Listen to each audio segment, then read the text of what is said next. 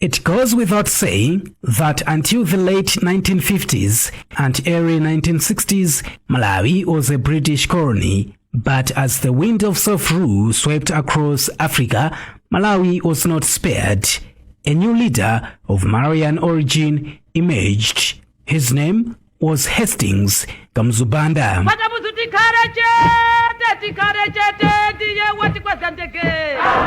back home to break their stupid federation and to give you, my people, the Africans of this country, your own government and independence.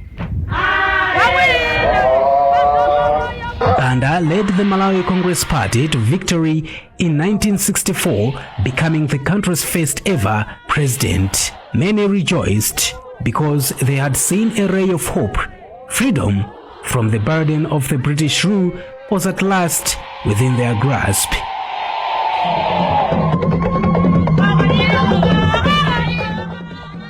However, all was not rosy under Banda's rule, especially towards its end, as explained by Ririan Patel, acting president for the United Democratic Front, UDF.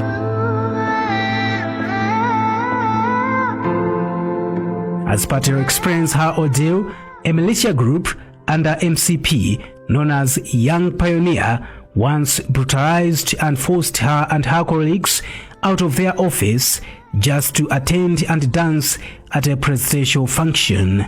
It was really bad. People were forced to do things. Like, for example, even women going to dance. It was by force. If you don't go, you get a punishment.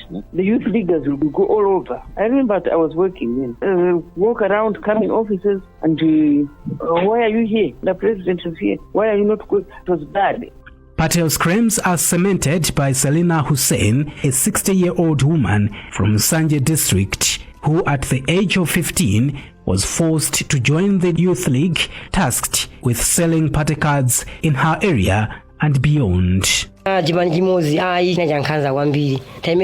one-party government was cruel. I was 15 years old when I was being forced to go and sell party cards without my parents' consent. They were being persecuted if they refused to allow me to sell the cards. We would go and sell the cards in marketplaces and water points. If we dared to refuse to do that, our parents were being punished. One time, my parents had to hide along the Shile banks when the party militia came for us.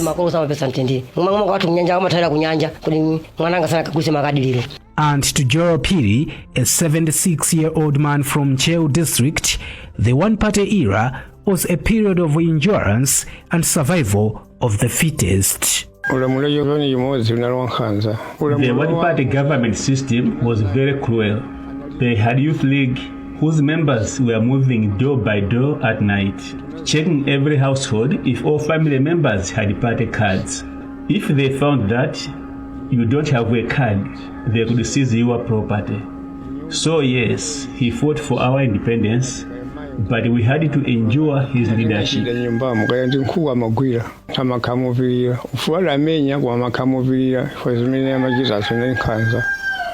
Not only did this era register oppression of civil rights, but other rights too, as outlined by Saulos Tindwa, Deputy National Publicity Secretary for Alliance for Democracy, AFOD, a political movement that was very instrumental in the struggle for multi-party democracy. It was very, very difficult in many aspects. First, in terms of human rights, there was no respect for human rights, and there was a lot of intimidation. There was a lot of looting of government resources. There was a lot of killings, a lot of torture, a lot of arrests, unnecessary political arrests. It was very bad and worrisome. These and many other social ills necessitated the uprising against the Banda rule by individuals like the late Chakufa Chihana, founder and former president of AFOD, who demanded change. It is now evident that most Malawians have decided that enough is enough. They want a democratic change. We want the right to form political parties to contest elections in a free and fair atmosphere. It is the conviction of many Malawians that the political decay and economic malaise in our country can only be reversed if Dr. Banda and his entire cabinet are defeated in a free and fair election. For me to say such things now is regarded as treasonous by those who hold power in my country. Things shook up in Malawi when the faith community, led by 7 Catholic bishops, authored the very first pastoral letter in 1992, which openly criticized the Banda regime. The letter, read in all Catholic churches across the country, titled "Living Our Faith," challenged Banda's dictatorial style of leadership and demanded democratic rule. When pressure became too high for Banda in 1993, he accepted the calls for change and called for a national referendum. I have decided to call for a national referendum on the question of whether people want our present one-party system or want to switch on to the multi-party system of government.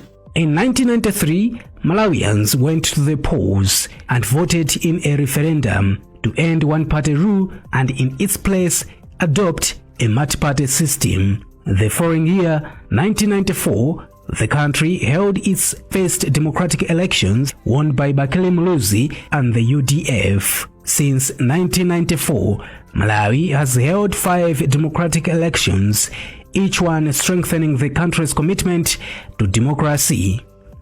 However, the question remains, 30 years down the line, has the country achieved what it aspired to gain from multi-party democracy?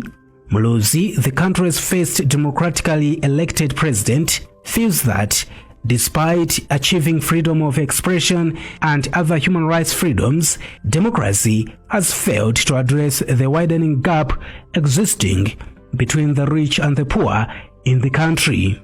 When you look at the economy, the poverty profile of our people is still very, very high. The difference between the poor and the rich, the gap is so wide. That's my worry, because democracy is not about the human rights aspects. It's also what is it that we are doing for the people. So in that area, I think we are still lacking in terms of provisions of improving the wealth of the ordinary people.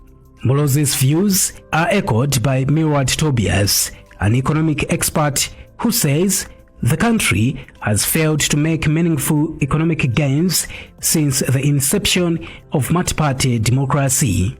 The World Bank recently released a report which showed that 71.7% of Malawians are in poverty. The Ministry of Finance also released a report saying 91% of Malawians don't have a stable source of income.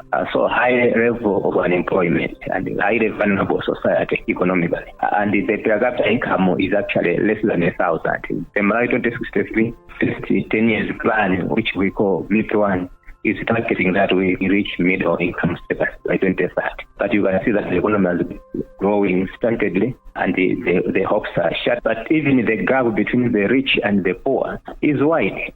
And a food security policy analyst, Ronald Chilumba, weighs in on how the country has done herself on the food security front.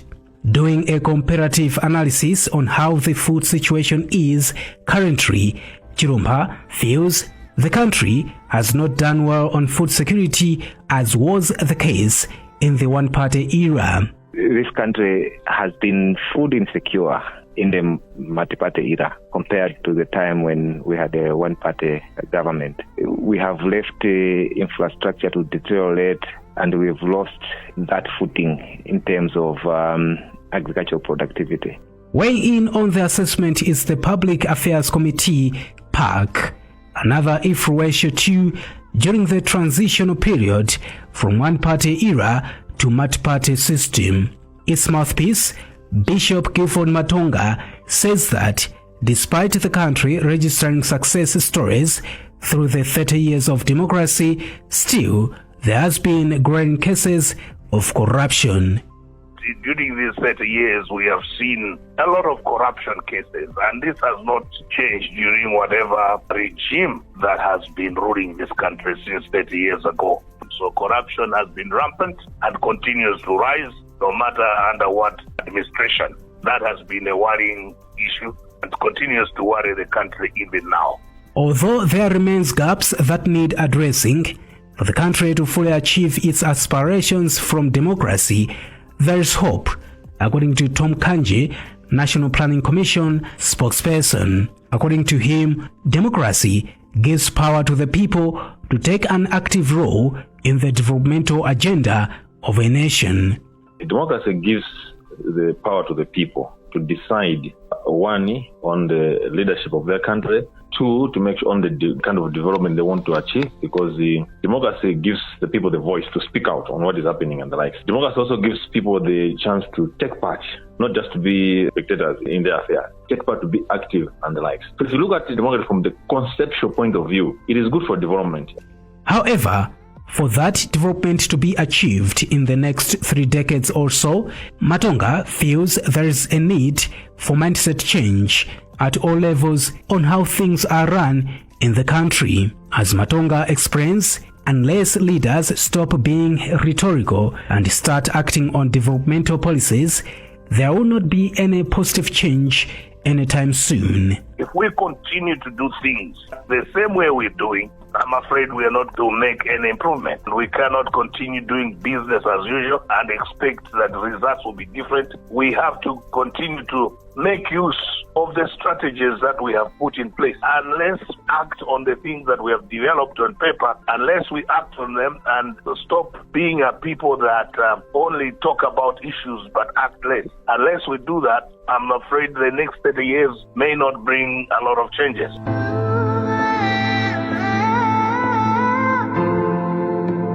Malawi's journey to democracy is a testament to the power of the human spirit. From the darkness of perceived dictatorship to the light of freedom, this nation has come a long way. And as we move forward, we remember that democracy is a journey and not necessarily a destination.